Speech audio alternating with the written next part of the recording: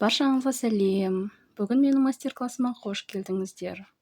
Егер менің мастер-классымда бірінші рет болсаңыздар, лайк, подписка жасап қойыңыздар. Әлде алдыда қызықты мастер-класстар түсіретін боламыз сіздерге. Бүгін біз осындай әп-әдемі кроссовки тоқып үйренеміз 3-6 айдағы бүлдіршіндерге, жас аралығындағы. Осындай кроссовки тоқыларыңыз келсе, менімен соңына дейін болыңыздар. Ол үшін бізге ең бірінші жіп керек. Менде жіп Yarnar Jeans 50 граммда 160 метр екен, плюс-минус. Крючок менде сол 2,9 миллиметр. Yarnar Jeans'тың осындай оранжевый түрінен тоқимын бүгін кроссовкиімді. Ал енді бастайық. Бізге ең бірінші 21 воздушный петля тоқу керек. 21 ілгек іліп алуымыз керек. Бас бармағымызға былайынан айналдырамыз. Крючокты іліп аламыз. Сәл қаттырақ қысып, 21 ілгек іліп аламыз. 1, 2, 3, 4, 5, 6, 7, 8, 9, 21 ілгек іліп алдық. Енді 1, 2 ілгек таста кетеміз да, 3-ші ілгектен бастап тоқимыз. 3-ші ілгекке полунакидпен жартылай оралыммен полунакидпен 3-ші ілгекке 2 полунакид тоқимыз. 1,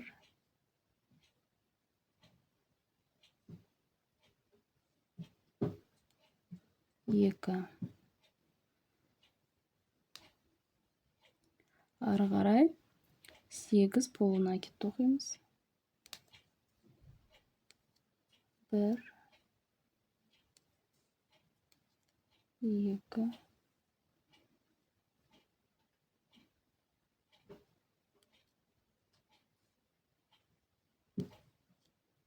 3,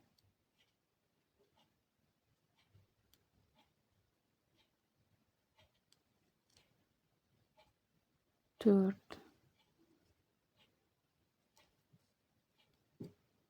5, 6, 7, 8. 8 полунакид тоқыдық. Ары қарата 9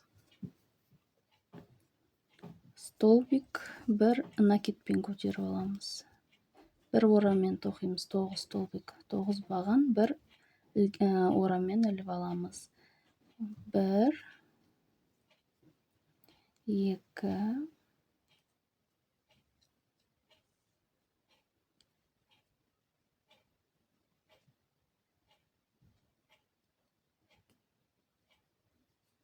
3,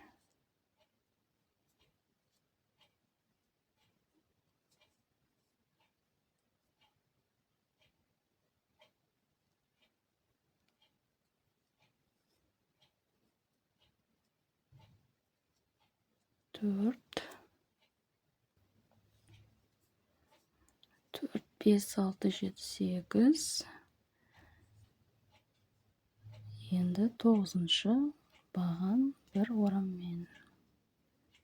9-шы столбик 1 накидпен.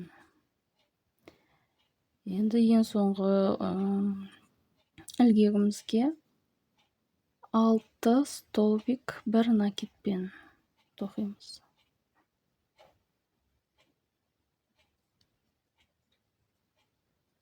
1,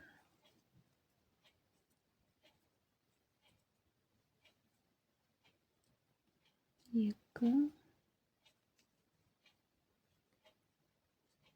3,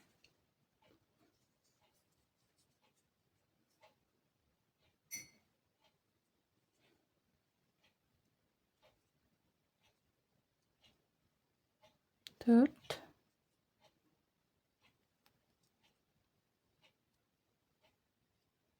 5,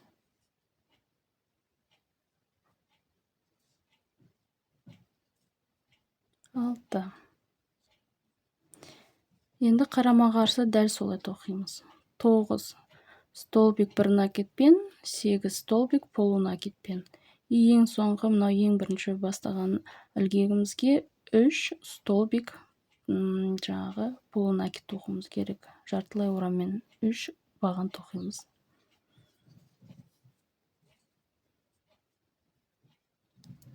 Бір орам қараймыз мына жерде. Мына жібімізді сразу арасына қосып бірге тоқимыз. Мына жерден кіргіземіз.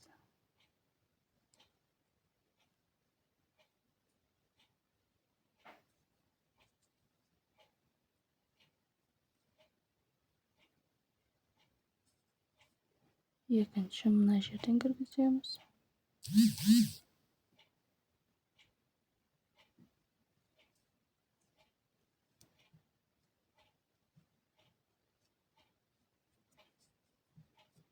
Үшінші мына жерден санап тұрамыз, чтоб шатас кетпес үшін.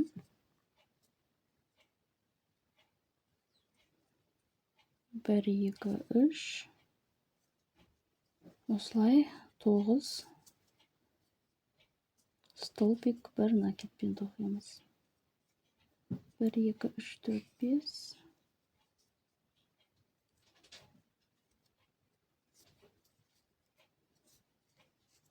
6, 7, 8 и 9. Ары қарата 8 полустолбик тоқимыз. 8 жартылай баған ораммен тоқимыз. 1, 2, 3,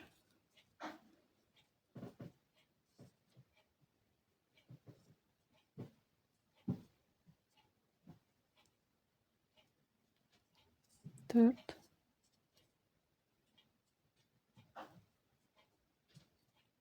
5,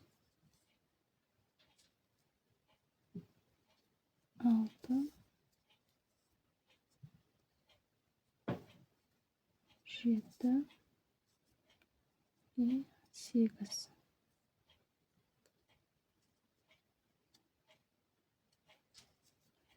Мына жібімізді уже кесіп тастасақ болады. Араларына тығып жібердік. Енді мына жерден 3 полустолбик көтереміз.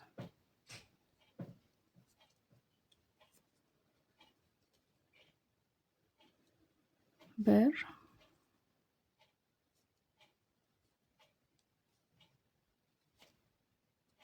2,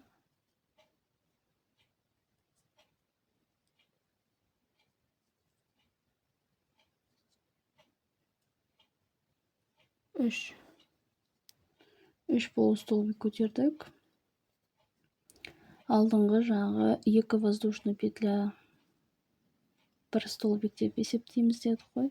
Соның екінші стежогына соединять етеміз.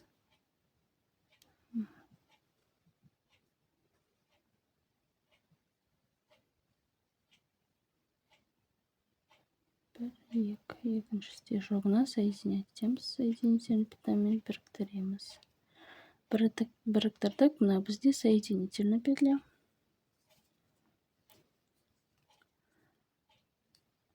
Бір петля көтеріп аламыз. Бұл бізде бірінші столбик болып есептеледі.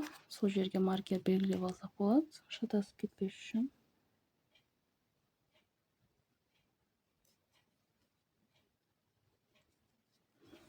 Қолдарыңызда қандай маркер бар, соны қолдансаңыздар болады. Жіпті де маркер қолдануға болады. Менің жағдайымда осындай ең ыңғайлы способ осындай ілгекті маркер қылып белгілеп аламын. Бір дәл сол жерге тағы да бір столбик. Енді бағымсыз бұл столбиктерді көтеріп аламыз. Екі, сонда алдыңғы 3 столбик полунакидпен тоқыдық қой, сол 3 столбиктен 6 столбик шығаруымыз керек. 1, 2, екінші, 3, дәл осы жерге 4, енді 5, дәл осы жерге 6 столбик. Прибавка жасадық, қостық 3 столбиктен 6 столбик шығардық. 1, 2, 3,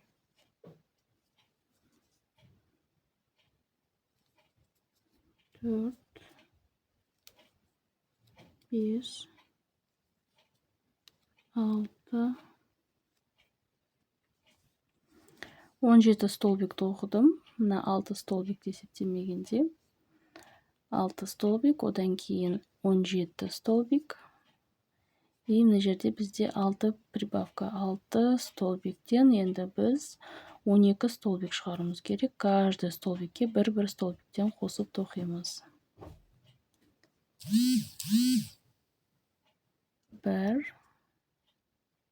осы жерден тағы да 2,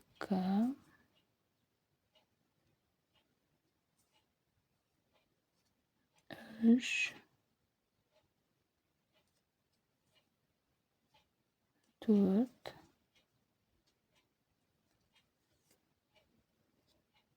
5, 6, 7, 8, 9, 10,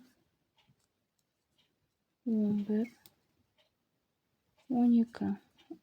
6 столбиктен 12 столбик шығардық. Ары қарата 17 столбик без накида.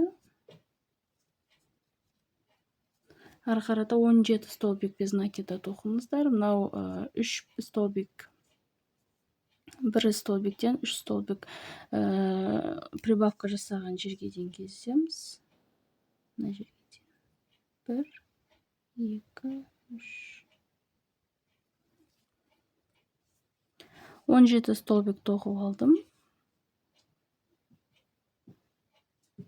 Енді осы 3 столбикке бір столбик қосып 6 столбик тоқимыз.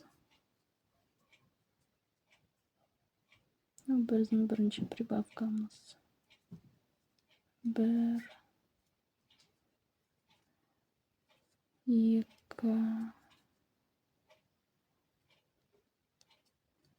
3, дәл осы жерге тағы да 4, енді үшіншісі.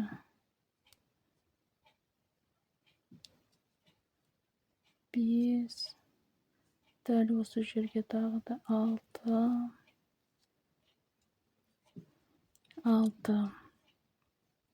Мына біздің алдыңғы жаңағы соединительный петлямыз, соны біз есептемейміз. Маркер тұрған жеріміз біздің ең бірінші столбигіміз. Көтеріп алған бірінші столбик. Осы жерге соединять етеміз да.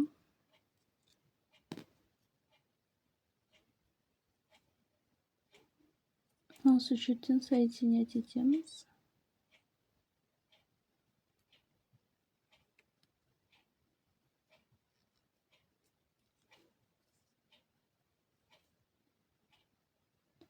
Соединять еттік. Бір ілмек көтеріп аламыз. Бірінші воздушный петляны көтеріп алдық, ілгекпен белгілеп қойдық. Дәл осы жерге бірінші столбик полунакидпен тоқимыз. Екінші столбик полуна кетпен тоқимыз. 12 полу столбикпен 12 столбик тоқыдық полуна кетпен. Енді тағы да 12 столбик бір накетпен тоқимыз. 1, 2, 3, 4, 5, 6, 7,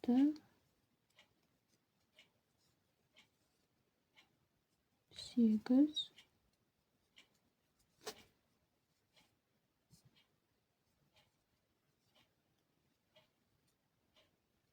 9,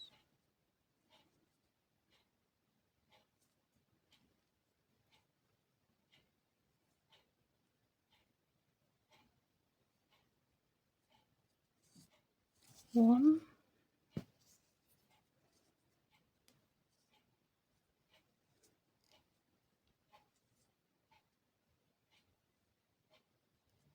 11,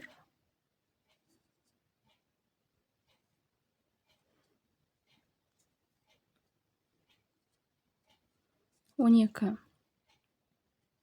Енді 10 столбик полуна кетпен тоқимыз тұмсығын. 1, 2, 3, 4, 5, 6, 7, 8, 9, 10.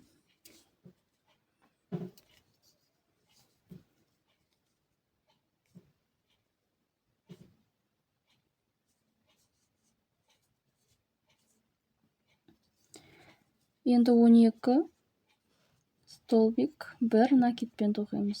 10 столбикті тоқыдық. 1, 2, 3, 4, 5, 6, 7, 8, 9, 10. 10 столбик бұл накетпен. Енді 12 столбик бір накетпен тоқимыз.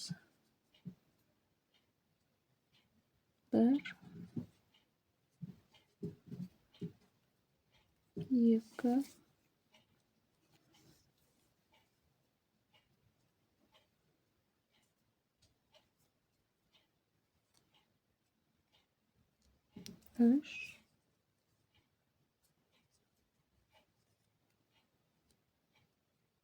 4,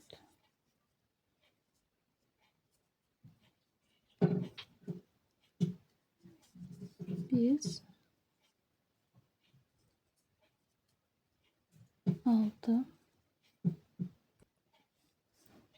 12 столбик бір накетпен тоқып алдым. Ары қаратай жартылай накетпен до конца маркер тұрған жерге дейін тоқыңыздар.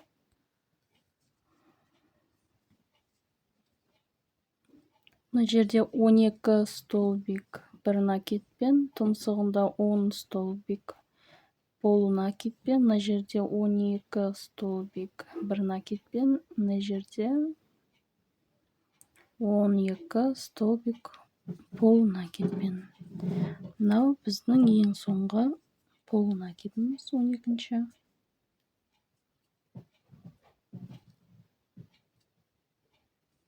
Енді ілгек маркер тұрған жерде біріктіреміз. Табанымыз аяқтадық, біріктірген кезде қазір көрсетемін.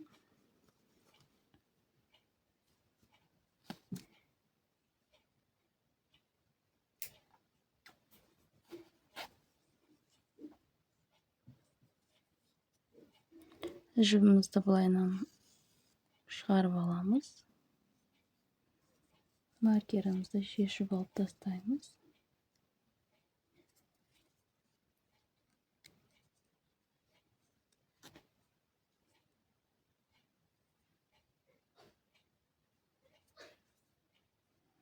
маркер тұрған жер мынау біздің жаңағы ең бірінші полустолбигіміз. Осының барлығын бір петля қылып істеуіміз керек. Былайынан шығарып аламыз.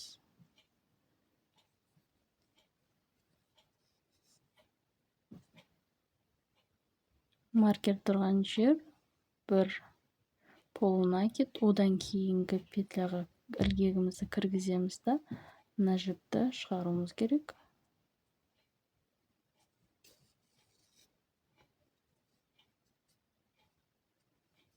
Одан кейін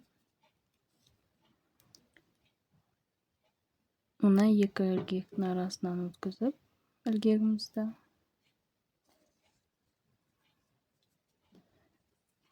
жібімізді тартамыз. Сол кезде бізде осындай столбик шығу керек, то есть петля. Өрмек сияқты өрілген осындай ровный петля шығу керек.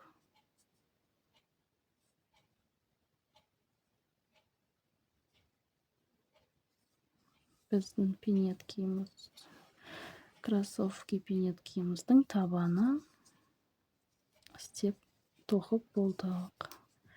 Мынау ішкі теріс жағы, мынау оң жағы.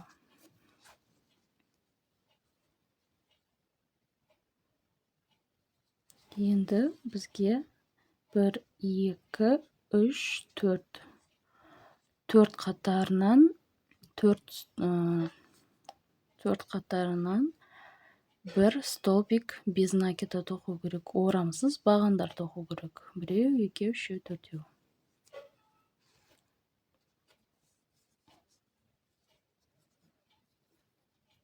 Мына жібімізді столбиктердің араларына тығып тастаймыз.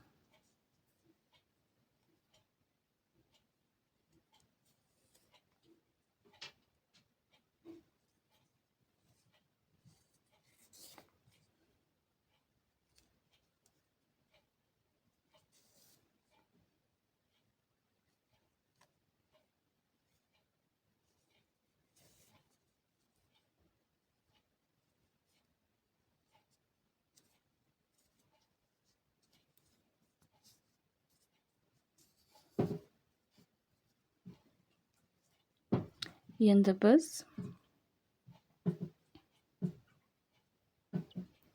мына екі өргек сияқты өрілген петляларымыздың, ілгектеріміздің артқы жағынан аламыз.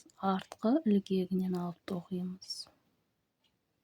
Бергі ілгегі тұрады, артқы ілгегінен алып тоқимыз. Пинеткемізді қараймыз. Ортасынан белгілеп аламыз.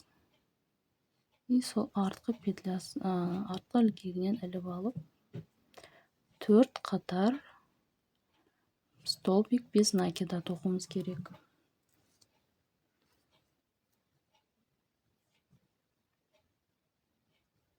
Жібімізді алып, шығарып аламыз. Мынау қалған жібін алып, петлялардың арасына жасырып тастаймыз. Бірінші воздушный петля. Үш жерден тағы кіргіземіз да. Бір столбик. Мына бізде бір столбик болып есептеледі. Бір.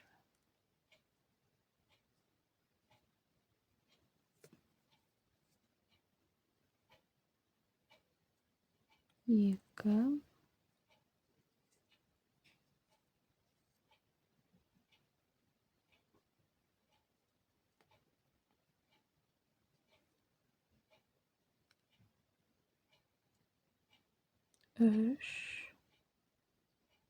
Үш столбик.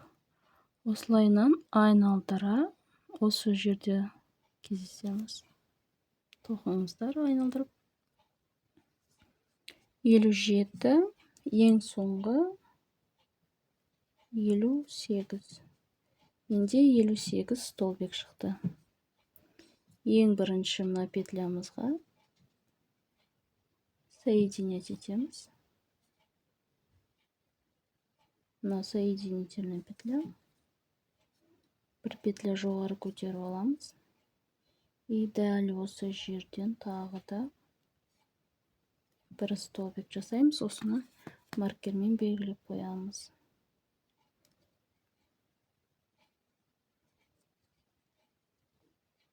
58. Егер дәл менімен бірдей тоқып отырсаңыздар, сіздерде 50 столбик шығу керек. Если бір столбик артық болса, ештеңе етпейді. Самое главное, екі кроссовканың екі парасын тоқыған кезде петлялар саны бірдей болу керек. Что біздің кроссовкамыз ровно бірдей болу үшін размерлері бойынша. Енді осы 4 несін қатарын тоқып аламыз. Дәл осы мен көрсеткендегідей. Екінші қатарда дәл солай, үшінші қатарда дәл солай мен көрсеткендегідей болады. Қазір екінші қатарын көрсетейін, қалған үшінші, төртінші қатарын өздеріңіз тоқисыздар. 1 2 3 4.